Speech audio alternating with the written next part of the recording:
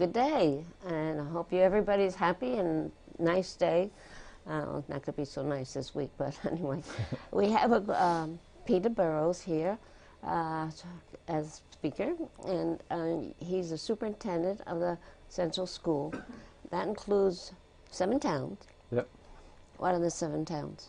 Middlebury, Weybridge, Bridport, Shoreham, Cornwall, Salisbury, Ripton. Good.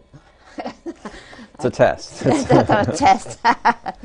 And it's also the junior high, not the junior high, the middle school. Yes. I called it the junior high because that's the way I grew up. Yep.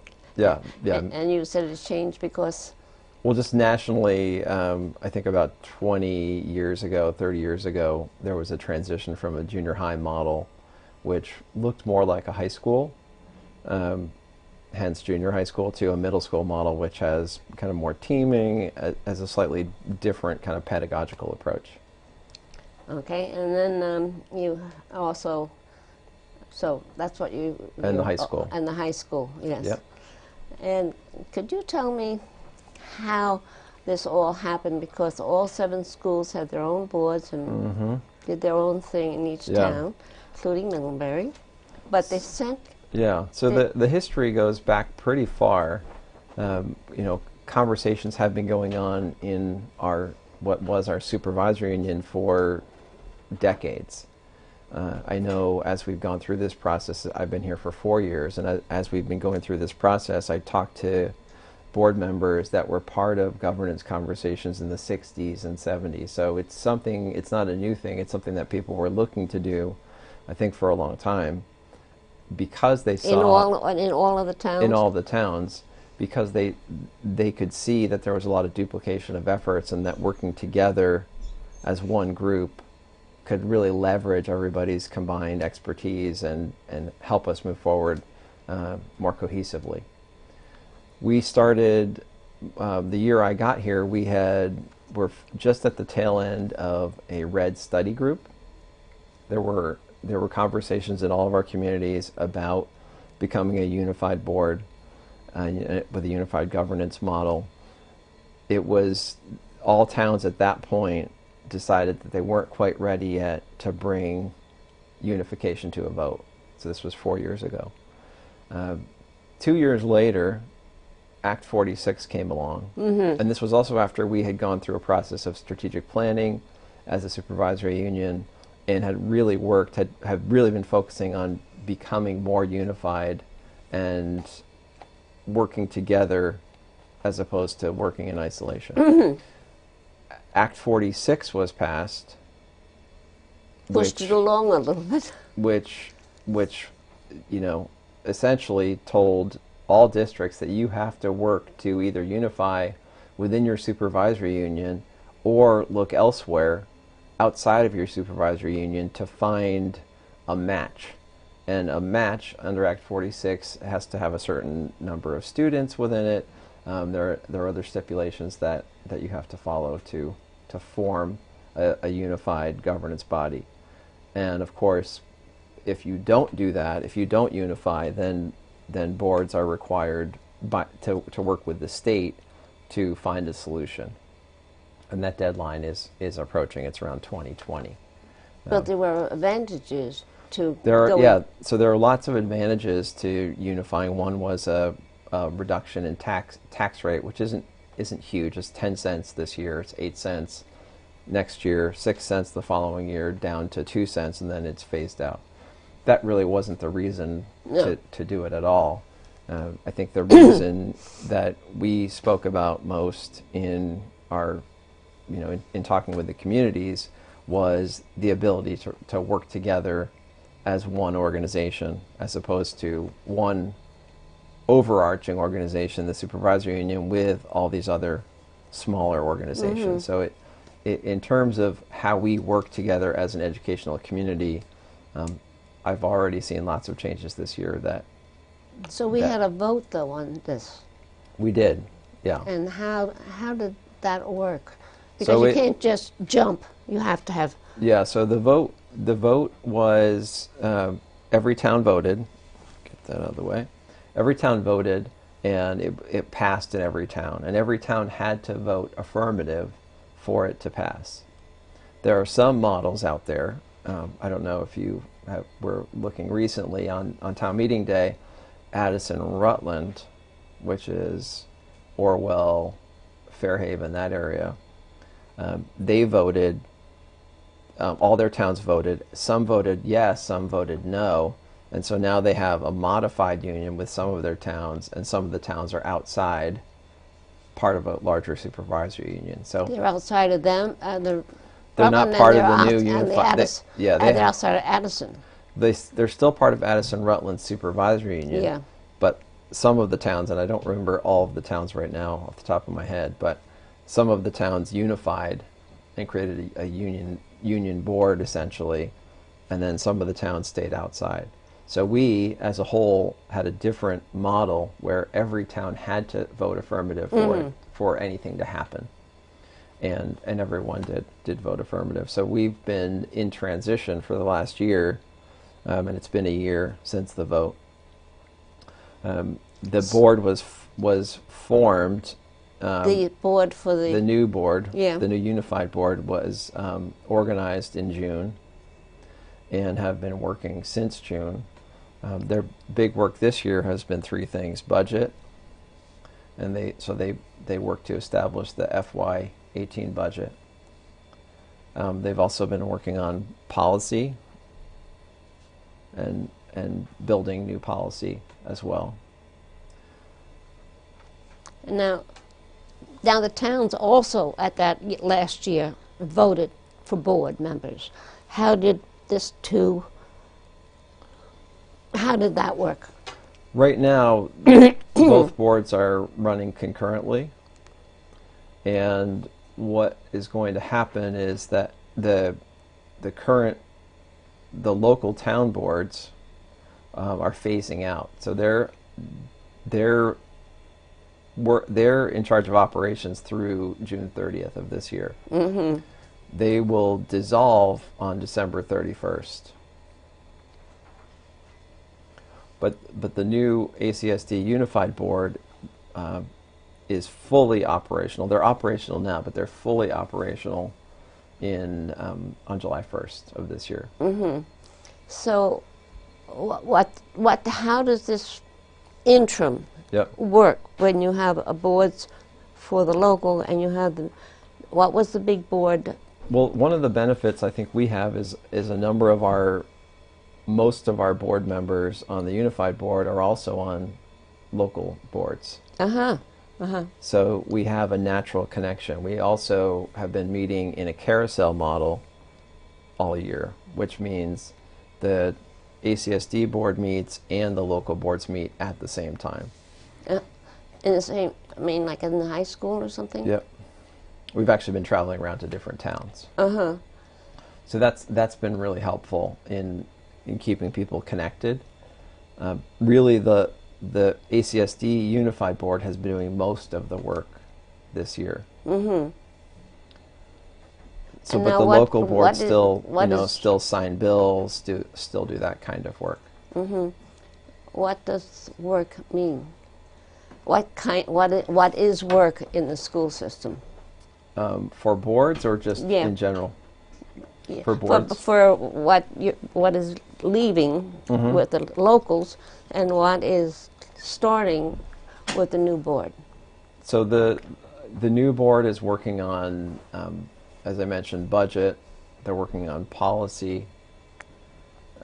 They are working on vision, so they're looking ahead to what's coming and are helping to support the work that's happening in the school district from, the work that I'm in charge of leading.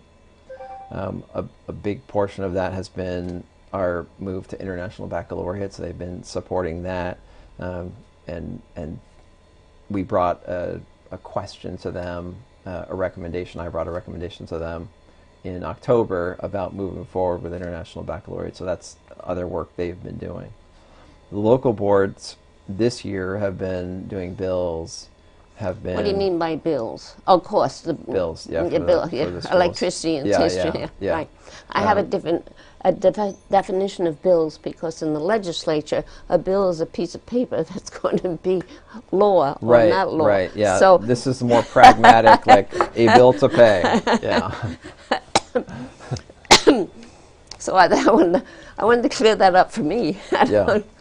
But so they pay the bills and they have other duties, the locals at this point. If there's an issue with personnel or some other issue, they will deal with that too. They've been supporting the transition, so they've been working on, looking into deeds and other things that need to transition from the current local boards to the new unified board. You mean like So the building itself and the land itself Yeah, yeah, and all the equipment? yeah, That wouldn't be, yeah. yeah. And I mean, nothing, I think some people have wondered, well, does this mean that now the town doesn't own the school anymore? And it really, the district owns the school, but the town does too. And if part of Act 46 stipulates that if a building is no longer used, it reverts back to the town. So that's part of Act 46. So, essentially, it's really changing the name of some of these things on deeds and bonds and things like that. But really, there's not going to be a difference for towns in terms of any of that. so how does bonds work? In other words, some schools have new roofs, Yep. so they have a bond to Yep. pay that off over 5 or 10 or 20 years, whatever Right. it is. So how does that work in the system? The new unified board takes on the debt of all the districts. Mm-hmm. So all of those bonds are lumped into one fund. I mean, it's one. They One- don't pay individual bonds. They I mean, put them. the bonds stay individual. So Oh. if we have a bond, for example, there's a bond in Ripton for the solar array on the roof. That bond stays separately, but the bond becomes part of the greater debt load of the new district. So how does this debt load work? I mean, you're taking now the load. How do you pay it? The largest portion of it is from UD3. So it's not centered in one town. It's actually shared, because Yeah. UD3 is paid for by all of our towns. So every year in our unified budget, we'll be continued to be paying off those bonds that currently exist with all of our districts. So that's all done through taxes, property taxes. Well, yeah, I mean, not just property taxes, but through the ed fund, yeah, Ed fund. Yeah. Mhm.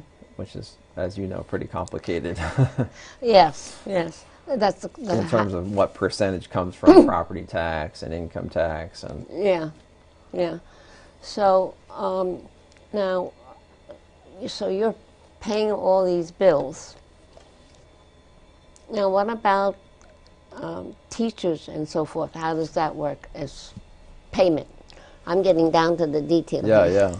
Well, I mean, there's no change for teachers in terms of payment. That stays the same. What they were But- paid and yeah. their pensions and stuff, medical.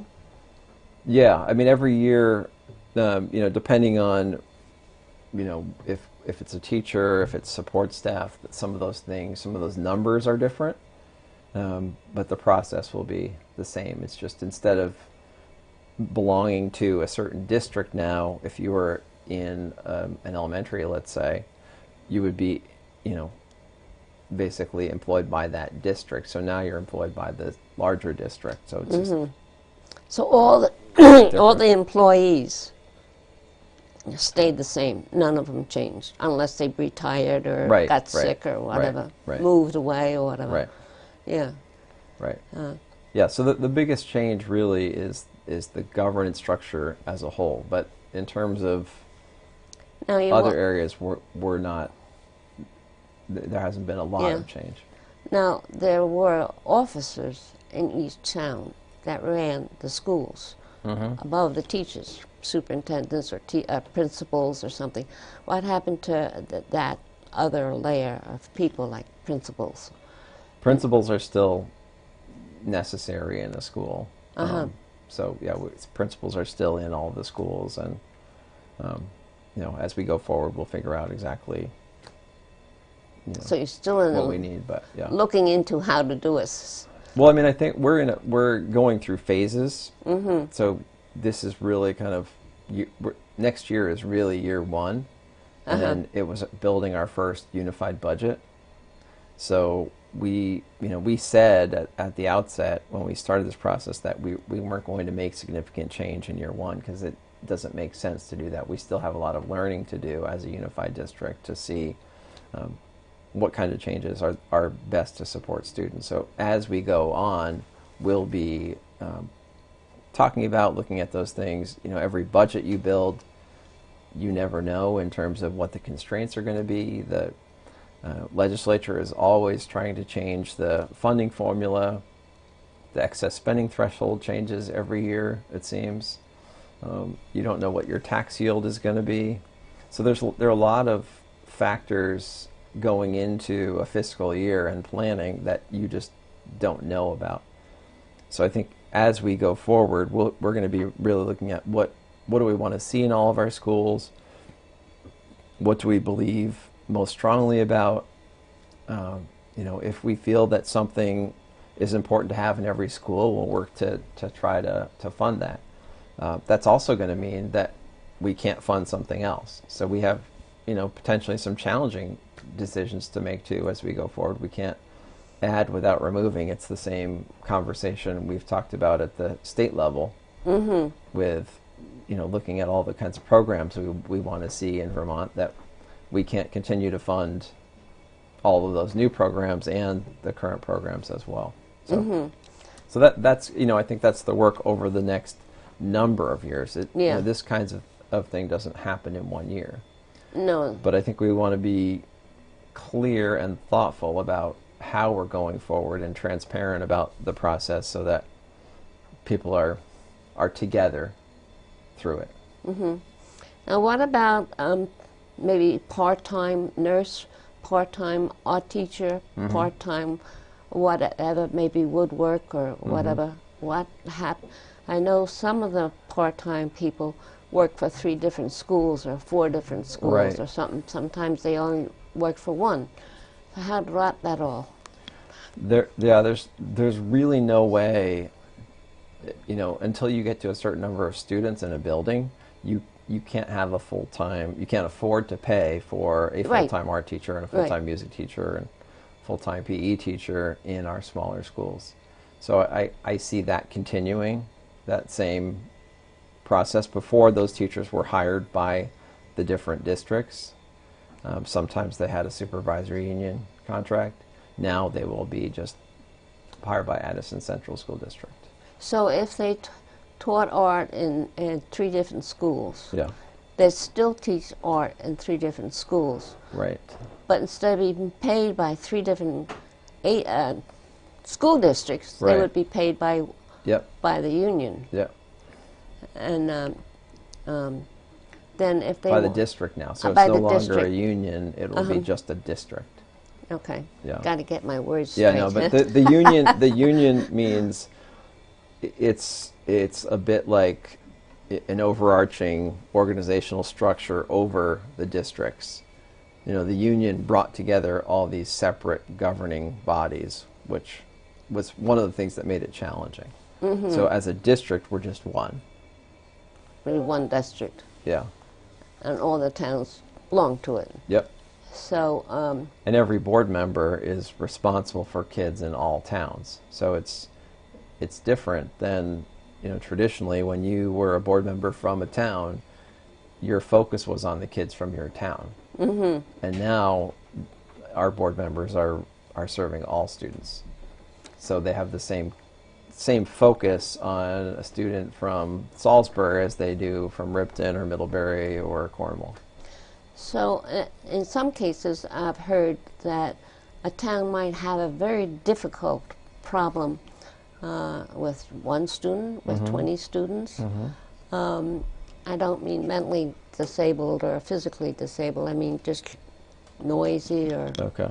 rowdy or Yeah. whatever. Yeah. So, and the school maybe couldn't or maybe could deal with it. So how does how do you do that? So in a unified district and a supervisory union with local districts, I think it's pretty much the same. It's, what we're doing is we're looking at making sure that we're building in systems to support students in getting what they need in their setting. There are times when a student doesn't get exactly what they need in a setting, and there are options within our system to take care of that. I think in general, we try to make sure that all of our schools are aligned in terms of the systems that they're employing in schools, so that we're not trying to sustain a bunch of different models. And that's work that we've been doing over the last number of years, is aligning ourselves to a single model of support so that we can learn from each other, we can do professional development together, and it can be part of our overall instructional design, which is critical. Yeah, because before, if they had a problem, they had to solve it themselves. And then it became that when they met together, Town A having the problem, Town B, oh, I dealt with that years ago, and here's how you do it. So Yeah. I assume that's the kind of thing that towns are learning. Yeah, But I mean, I think one of the real benefits has been increased collaboration and increased connection. Now, we also have in some schools maybe more people who are mentally disabled in some way or other, maybe short-term or long-term, or they have physical problems. And the schools, of course, have taken care of that in the past. So how do you get teachers to them, and how do you get help So to them? we centralized special education I think 4 years ago now. So Oh, before you got yeah, together? before, and that was through legislation that basically mandated it, actually, all districts to centralize by, I think, some finished by 2016 was, I think, some of the last ones that centralized, but 2014 had been the date to centralize. And that, in some ways, that law led to Act 46. Now, did these students, which the local school B had to hire somebody to take care of, maybe all day or half a day or whatever, or two students. Now, do those students go to one school, or do you have somebody go to each school? How does that work? So, I mean, for all in a these similar way to general education, we have special educators who might cover a number of schools. So we had that prior to centralization. We still have it with centralization. So that model really hasn't changed. And you don't And find it's based on how many students we have in the building. So those numbers can change pretty dramatically year to year.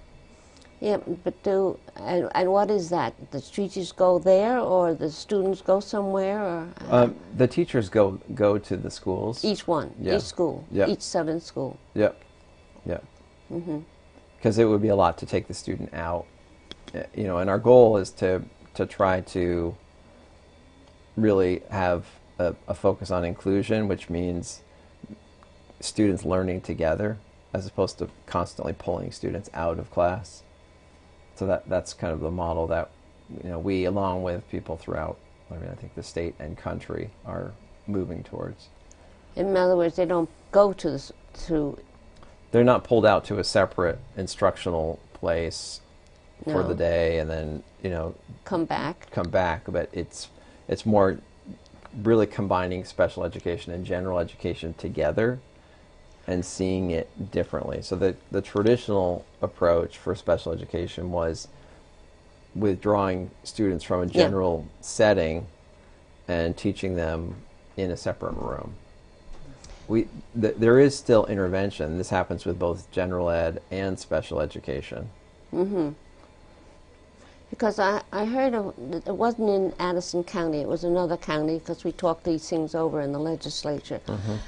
And she said, one legislator said, in her school, there's a child that cries and screams all the time, entirely.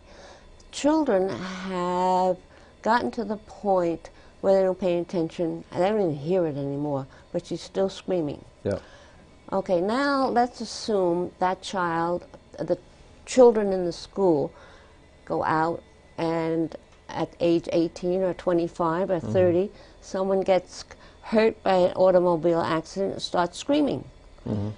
Well, now they've been taught not to worry about screaming because they might walk right on. So how does some of these things, affect this whole other classmates?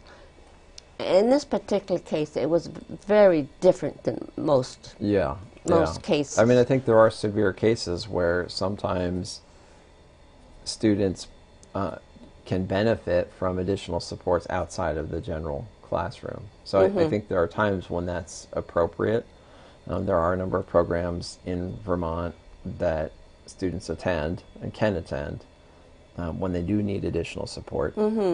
I think a lot of it depends on, what the severity of the needs are and determining what makes the most sense. But certainly part of the balance is, the general classroom has to continue. But I think there are also a lot of things that we can do in the classroom to support students. And sometimes when there's something significant going on for a student, there are ways to adapt the classroom to both support them and support the other students at the same time. So I think it's really kind of dependent on the situation. There's a lot of things to think about, isn't there? There are. Well, when you think about being a teacher with 20, 25 kids in your classroom and all of those different needs and students that are ready to go on to this and that, and a student that needs to really spend more time in this area, you really have to be thinking about each individual in that classroom. You can't just be thinking,